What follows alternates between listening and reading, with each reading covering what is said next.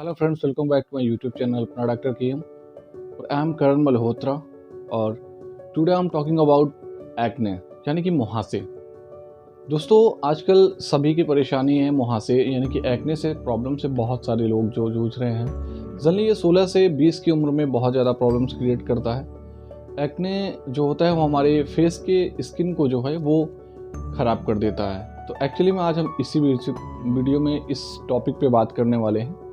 तो चलिए स्टार्ट करते हैं वीडियो और आपको बताते हैं इस एक्ने से जुड़ी। दोस्तों, इस वीडियो में मैं एक्ने से जुड़ी सारी जानकारी दूंगा और उसके ट्रीटमेंट के बारे में भी बताऊंगा। तो चलिए वीडियो शुरू करते हैं और उसके एक्ने के बारे में बताते हैं।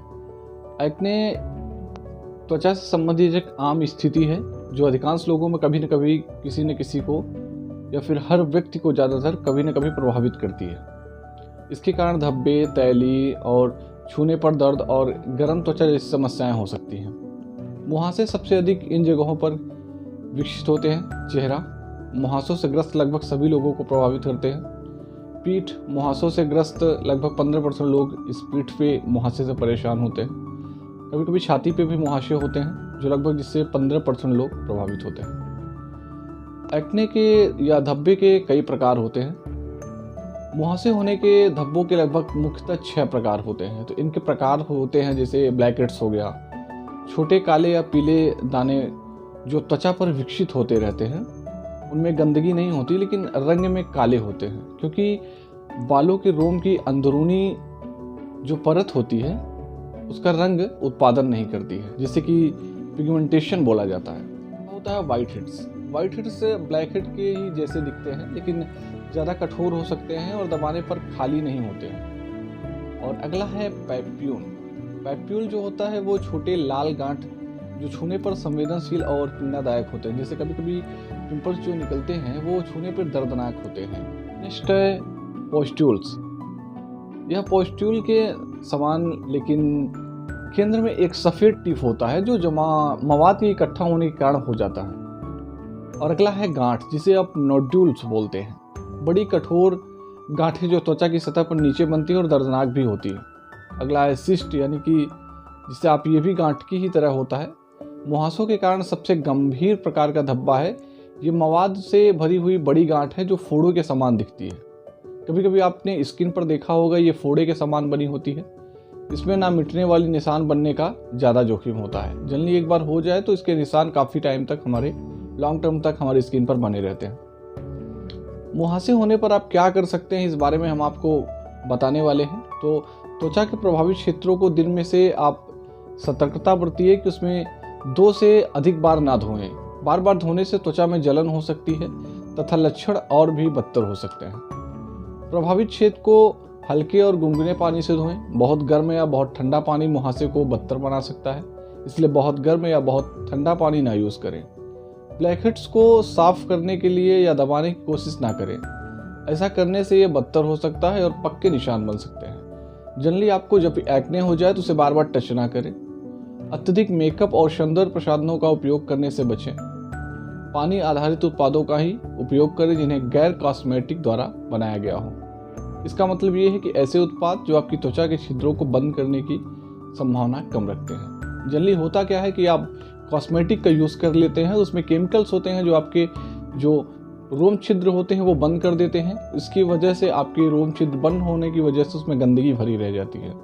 इससे आपको ब्लैक हेड्स, वाइट हेड्स की प्रॉब्लम होती है। सोने से पहले मेकअप को पूरी तरीके से हटा दें, यानी कि आपको सोने से पहले एक बार फेस को जरूर से वॉश करें।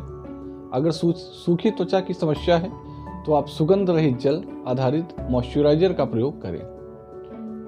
नियमित व्यायाम आपके मुहासे में सुधार नहीं ला सकता है, लेकिन इससे आपकी मनोदशा को बढ़ावा मिल सकता है और आपके आत्मसम्मान में सुधार हो सकता है। व्यायाम समाप्त होने के बाद जितनी जल्दी हो सके नहा लें, क्योंकि पसीना आने से आपके मुहासे में खुजली बढ़ा सकता है। बालों को नियमित रूप से धोएं। कोशिश करें कि बाल चेहरे पर न गिरें। हालांकि मुहासे में कोई पक्का इलाज नहीं है, लेकिन इसे उपचार से नियंत्रित किया जा सकता है। दवा दुकानों में उपचार के लिए कई क्रीम, लोशन और जेल उपलब्ध है। यदि आपको मुहासे हैं तो सलाह के लिए अपने दवा के विक्रेता से आपको बात करनी चाहिए। आप अपने फार्मासिस्ट या फिर डॉक्टर्स की मदद ले सकते हैं। जिसमें बेंजोइल पेरोक्साइड की कम मात्रा वाले उत्पादों की सलाह दी जाती है, लेकिन सावधान रहें क्योंकि यह कपड़ों को ब्लीच कर सकता है। यदि आपके मुहासे गंभीर और आपकी छाती और पीठ पर दिखाई देते हैं तो इसे एंटीबायोटिक दवाओं या ज़्यादा प्रभावशाली क्रीम से इलाज करने की आवश्यकता पड़ सकती है, जो केवल डॉक्टर के सलाह पर ही किए जा सकते हैं। तो आप डॉक्टर की सलाह के बिना एंटीबायोटिक दवाएं ना लें। डॉक्टर के पास आपको कब जाना चाहिए या फिर डॉक्टर से आपको कब सलाह लेनी चाहिए? मुहासे के हल्के मामले में परेशानी का कारण बन सकते हैं। यदि मुहासे से आप बहुत दुखी महसूस कर रहे हैं या आप उन्हें बिना पर्ची से मिलने वाले दवाओं से नियंत्रित नहीं कर पा रहे हैं तो आप अपने डॉक्टर से मिलें। जल्दी क्या होता है कि जल्दी मुहासे अपने आप से भी ठीक हो जाते हैं अगर उस पर ज़्यादा छेड़छाड़ ना करिया जाए। कभी कभी होता क्या है कि आपके मुहासे हो जाते हैं तो आप उसे दाबने की कोशिश करते हैं या फिर बार बार टच करते हैं, उससे और भी इन्फेक्टेड हो जाता है। इस वजह से मुहासा जल्दी ठीक नहीं होता। तो कोशिश करिए उसे बार बार टच ना करें। यदि आपके गांठ या सिस्ट निकल आते हैं तो आप अपने डॉक्टर को दिखाएं, और क्योंकि निशान से बचने के लिए आपको ठीक से इलाज करने की आवश्यकता होती है। धब्बों को कुरेदने या फिर दबाने से प्रभावपन से बचने की कोशिश करें, क्योंकि इससे आपके निशान जो होते हैं वो पक्के बन जाते हैं, जो आपको बहुत लॉन्ग टर्म तक रह जाते हैं। उपचार को असर करने में 3 महीने का समय लग सकता है। तो जल्दी आप परेशान ना होइए कि जल्दबाजी में आपने एक क्रीम यूज़ की, उसके बाद आपको रिजल्ट नहीं मिला तो आपने फिर से दूसरी क्रीम यूज़ कर दी। तो ऐसे में क्रीम बदलने से आपको बहुत ज़्यादा प्रॉब्लम्स क्रिएट हो सकती है। जल्दी आपको ये पता होना चाहिए कि मुहासे होते क्यों हैं। मुहासे आमतौर पर यौवन के दौरान हार्मोन के स्तर में परिवर्तन से जुड़े होते हैं, लेकिन यह किसी भी उम्र में शुरू हो सकते हैं। जल्दी ये बात नहीं है कि आपको 16 से 20 के बीच में ही हो, ये तो एक अमूमन देखा जाता है। लेकिन कुछ हार्मोनल त्वचा में बालों के रोम के बगल में तेल बनाने वाली ग्रंथियों से अधिक मात्रा में तेल के उत्पादन के कारण भी बनते हैं। जिनकी त्वचा जो होती है वो तैलीय होती है, ऑयली होती है, उनका असामान्य सीबम जो होता है वो आमतौर पर असामान्य सीबम ज़्यादा होता है। तो उसकी वजह से ये जो होता है एक्ने ज़्यादा मात्रा में बनने लगते हैं, जिससे अधिक आक्रामक हो जाता है और सूजन और मवाद का भी कारण बन जाता है। हार्मोन बालों की रोम की अंदरूनी परत को भी मोटा कर देते हैं, जिससे छिद्रों यानी कि बाल के रोम को छिद्र में रुकावट बन जाती है। त्वचा की सफाई इस रुकावट को दूर करने में भी मदद नहीं कर पाती। इस वजह से एक्ने हमारे ज़्यादा लॉन्ग टर्म तक रहते हैं। अन्य संभावित कारण भी हैं, जैसे हम बात करते हैं उनकी, तो मुहासे अनुवांशिक कारणों से भी देखे जाते हैं। आपके माता पिता के मुहासे थे तो संभावना है कि आपको भी मुहासे हो सकते हैं। हार्मोनल परिवर्तन जैसा कि मासिक धर्म चक्र या फिर गर्भावस्था महिलाओं में मुहासे पैदा कर सकता है। जल्दी इसका कोई प्रभाव या प्रमाण नहीं है कि खाना, गंदगी या फिर यौन गतिविधि मुहासे से कोई भूमिका निभाता है। लेकिन मुहासों के कारण के बारे में हमने जितने भी टॉपिक्स बताए हैं उनमें से कोई भी कारण हो सकता है। इससे जनरली कौन प्रभावित होता है? जैसे किशोरों में और कम उम्र के वयस्कों में मुहासे होने का आम कारण है। जैसे 11 से 30 वर्ष की आयु के लगभग 80% लोग जो होते हैं वो मुहासे से प्रभावित होते हैं। 14 से 17 वर्ष की लड़कियों में और 14 से 19 वर्ष के लड़कों में मुहासे सबसे आम बात हो जाती है, क्योंकि उस टाइम हमारे शरीर में हार्मोनल चेंज होते हैं। अधिकांश लोगों को कई वर्षों तक मुहासे जो होते आते जाते रहते हैं। उम्र बढ़ने पर भी उनके लक्षणों में सुधार होता रहता है, लेकिन कभी कभी किसी भी उम्र में मुहासे हो जाते हैं। जब व्यक्ति अपने उम्र के 20वें वर्ष की मध्य पड़ाव पर पहुंचता है तो अक्सर मुहासे ऑटोमेटिकली ही चले जाते हैं।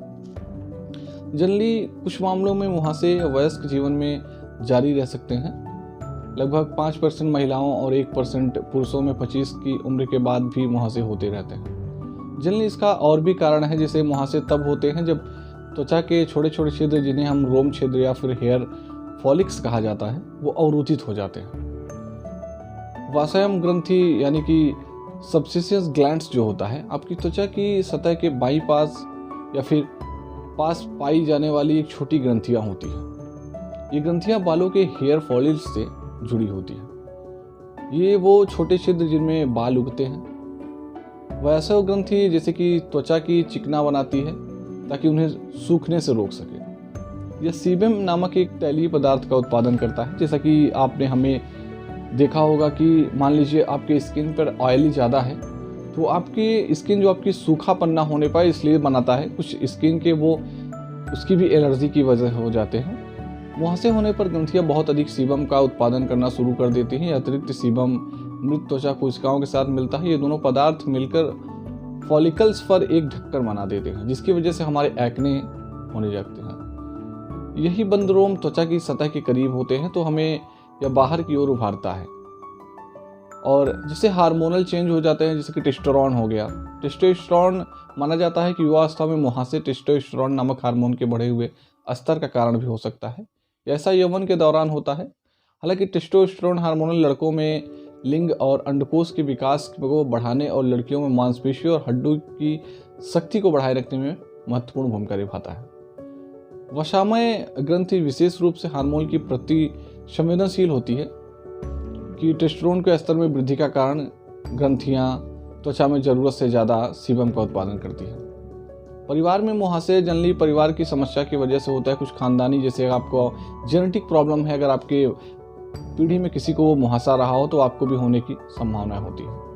वयस्क के मुहासे के लगभग 80% मामले महिलाओं में होते हैं। यह माना जाता है कि मान लीजिए वयस्क मुहासे के कई मामले में हार्मोन के स्तर में परिवर्तन का कारण बनते हैं, जो कई महिलाओं में एक निश्चित समय पर ही आते हैं। इनमें से बहुत सारे कारण शामिल हैं, जैसे हो गया मासिक धर्म। कुछ महिलाओं में मासिक धर्म से ठीक पहले मुहासे शुरू हो जाते हैं। और कभी कभी गर्भावस्था, यानी कि कई महिलाओं में गर्भावस्था पर मुहासे होते हैं, खासकर पहले 3 महीनों में, जैसे कि पॉलीसिस्टिक ओवरी सिंड्रोम एक ऐसी स्थिति है जो मुहासे और वजन अंडाशय के अंदर छोटे सिस्ट बनने का कारण बन सकती है। और अन्य कारण भी निकल कर आते हैं, जैसे कुछ कॉस्मेटिक उत्पाद। हालांकि आप आम है क्योंकि अधिकांश उत्पादों का परीक्षण किया जाता है, लेकिन वो धब्बे कॉस्मेटिक जो होते हैं वो कभी कभी किसी को एलर्जी कर देता है। इस वजह से भी हमारे मुहासे कुछ दवाएं हैं, जैसे स्टेरॉयड दवाएं, लिथियम हो गया, अवसाद और बाइपोलर डिसऑर्डर का इलाज करने के लिए जो दवाएं प्रयोग की जाती हैं। कुछ मिर्गी रोधी दवाएं भी हैं, इनके नियमित इलाज यानी कि इस्तेमाल से भी आपको मुहासे जैसी प्रॉब्लम हो जाती है। तो मुहासे खराब गुणवत्ता के भोजन के कारण भी हो सकते हैं। कभी कभी आपकी जो डाइट है सही ना हो पाने के कारण भी आपको मुहासे हो जाते हैं। कुछ त्वचा में गंदगी और गंदी का आदतों के कारण भी मुहासे हो जाते हैं। मुहासों से छुटकारा पाने के लिए या फिर ब्लैक हेड्स या वाइट हेड्स को धब्बों को दबा कर निकालना सबसे अच्छा तरीका है। जबकि ऐसा करने से लक्षण बदतर हो सकते हैं, लेकिन आपके स्किन पर निशान छोड़ जाते हैं, लेकिन वो जो ब्लैक हेड्स है अंदर रह जाते हैं, उससे भी प्रॉब्लम्स होती है। तो धूप में लेटने से मुहासों के लक्षणों में सुधार हो सकता है। जनरली विटामिन डी की जब आपको परिपूर्ति होगी तो आपके ब्लैक हेड्स या फिर वाइट हेड्स जो होंगे वो बहुत जल्दी रिमूव हो जाएंगे। जनरली आइए हम इसके उपचार की बात करते हैं। तो मुहासों का उपचार इस बात पर निर्भर करता है कि आपका मुहासा कितना गंभीर है। मुहासों के लक्षण में सुधार होने में कई महीना समय लग सकता है, तो आप जल्दीबाजी ना करें। जनरली आप 2 से 3 महीने तक वेट करें। कोई भी चीज़ यूज करने से पहले जनरली आप नेचुरली चीज़ यूज करें, जैसे हो गया एलोवेरा जेल हो गया, उसे आप रेगुलरली यूज करना चाहिए आपको। उससे आपके ब्लैक हेड्स, वाइट हेड्स या फिर एक्ने पूरी तरीके से समाप्त हो जाएंगे। आप आयुर्वेदिक प्रोडक्ट जैसे वीको क्रीम हो गया, उसका भी इस्तेमाल कर सकते हैं, आपके लिए बहुत ज़्यादा लाभदायक होगा। कोई भी नेचुरली फेस वॉश ले लीजिए जिसमें जनरली नीम हो, एलोवेरा हो, उसे आप यूज़ करिए। और अपने फेस को 2 टाइम वॉश ज़रूर करिए, एक मॉर्निंग में और एक शाम को। शाम को सोने से पहले आपको अपना फेस ज़रूर से वॉश करना है, क्योंकि आप दिन भर धूल मिट्टी और फिर एनवायरमेंटल में जितने भी प्रदूषित चीज़ है उनसे आपका सामना होता है फेस का, तो वो जो होते हैं वो आपके स्किन में भर जाते हैं, तो इससे आपके ब्लैक हेड्स, वाइट हेड्स बनने के चांसेस हो जाते हैं। तो आप सोते समय एक बार, सोने से पहले जो है एक बार अब ज़रूर से फेस वॉश करें। और जैसे हल्दी हो गया, ये भी आपके फेस के लिए बहुत ज़्यादा कारगर है। हमने इस वीडियो में आपको बताया है और अपनी एक अलग से वीडियो इस मुहासे के वीडियो से मैं डाल रखी है, तो आप उस वीडियो को ज़रूर देखें। उसमें हमने सारी जानकारी दी है, उसमें सिर्फ और सिर्फ उपचार के बारे में बताया है मैंने। तो उस वीडियो में आप ज़रूर से देखें और उस वीडियो की लिंक मैं आपको डिस्क्रिप्शन बॉक्स में दे दूँगा। और आप तो जनरली इसके ट्रीटमेंट की बात की जाए दोस्तों, तो इसका उपचार है, कुछ जेल हैं, कुछ क्रीम है, कुछ लोशन है।